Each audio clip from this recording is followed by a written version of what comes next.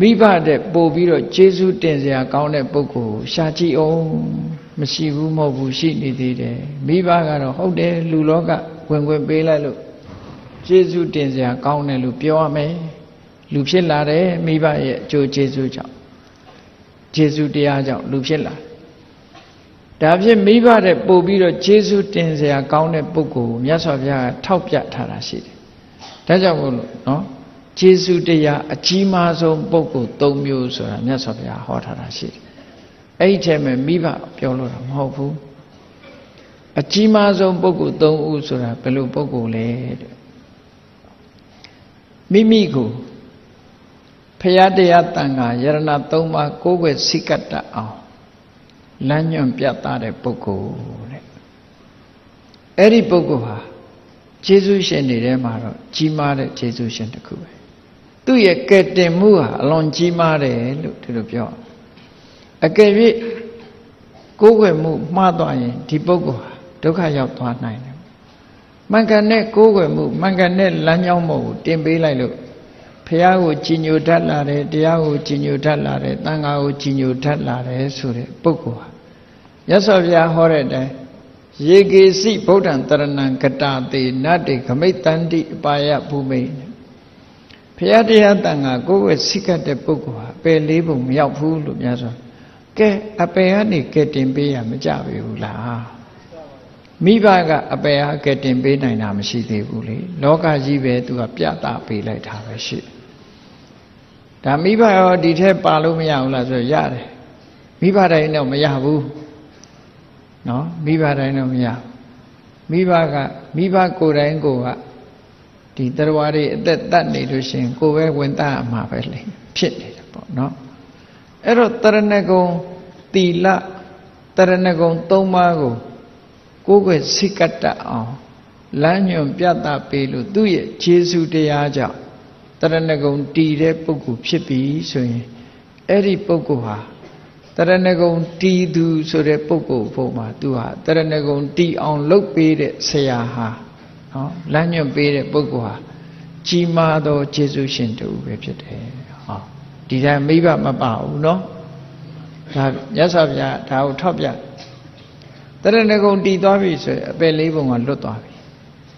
ဒီတဲ့အကျိုးဆက်တွေပြောမယ်ဆိုရင်တရဏဂုံတည်ခြင်းကြောင့်ဘုရားကိုစိတ်ကတ်တယ်တရားကိုကျင့်သုံးတယ်တန်ခါကိုစိတ်ကတ်တယ်အဲ့ဒီဘုရားတရားတန်ခါကြည်ညိုခြင်းကြောင့်ရလာလို့သိလာတဲ့အသိဉာဏ်တွေကဆက်တက်သွားမယ်ဆိုရင်နိဗ္ဗာန်ထီအောင်အကျိုးရောက်သွားနိုင်တယ်ပေါ့အပယ်လေးပုံကလွတ်ရုံနဲ့မကဘူးနောက်ဆုံးမှတန်တရားဝဆင်းကလွတ်ကင်းနိုင်တယ်ဆိုတဲ့အကျိုးကျေးဇူးထီအောင်ကျေးဇူးပြုတာဖြစ်သောကြောင့်ဒီပုဂ္ဂိုလ်ဟာကျေးဇူးတရားအကြီးမားဆုံးသောပုဂ္ဂိုလ်သူ့ဖို့အဲ့တော့အတိအသီးလူတိုင်းဟာကိုယ့်အတွက်ကျေးဇူးတရားအကြီးမားဆုံးပုဂ္ဂိုလ်ဘယ်သူလဲကိုယ့်ကိုစဉ်းစားငါဟာဘယ်သူကြောင့်ဖရာတရားတန်ခါယရဏ၃ပါးဆိုတဲ့ကြီးညိုမှုလေးစားမှုဆိုတဲ့အသိဉာဏ်ကိုရပြီးတော့ကြီးညိုကိုးကွယ်တာလဲလို့ဆိုတာကိုကြည့်လိုက်လို့ရှိရင်အဲ့ဒါလို့ကြီးညိုကိုးကွယ်တာအောင်ဟောပြောတဲ့ပုဂ္ဂိုလ်ဟာအမေအဖေတွေကလည်းဖြစ်ခြင်းဖြစ်မယ်ဆရာသမားလည်းဖြစ်ခြင်းဖြစ်မယ်မိတ်ဆွေလည်းဖြစ်ခြင်းဖြစ်မယ်ဘယ်သူပဲဖြစ်ဖြစ်တရဏဂုံတည်အောင်သူ့ကိုအကြောင်းပြုပြီးတော့ကိုဟာတရဏဂုံတည်ခဲ့တယ်ဗုဒ္ဓဘာသာစစ်ဖြစ်လာတယ်ဆိုလို့ရှိရင်တော့ဒီပုဂ္ဂိုလ်ဟာကိုယ့်အတွက်အကြီးမားဆုံးသောယေရှုရှင်ကြီးပဲလို့ဒီလိုသတ်မှတ်ခိုင်းတာမြတ်စွာဘုရားနော်ဒါကတူနောက်ဒုတိယလိုက်ပြီးတော့ရှာမယ်ဒီဘုရားတရားတန်ခါယရဏ၃ပါးကိုယ်ဝဲစိတ်ကပ်ရုံများမကဘူးနောက်တစ်ခါဒီတဲ့အရေးကြီးတာကဘာလဲလို့ဆိုရင်အမှန်တရားကိုသိဖို့အရေးကြီးတယ်ဘုရားတရားကိုယ်ဝဲဘုရားတရားတန်ခါယရဏကိုယ်ဝဲစိတ်ကပ်တယ်ဆိုတာလမ်းကြောင်းအမှန်ပေါ်ရောက်ရုံနဲ့ရောက်သေးတယ်သို့သောအမှန်တရားကိုသိမှ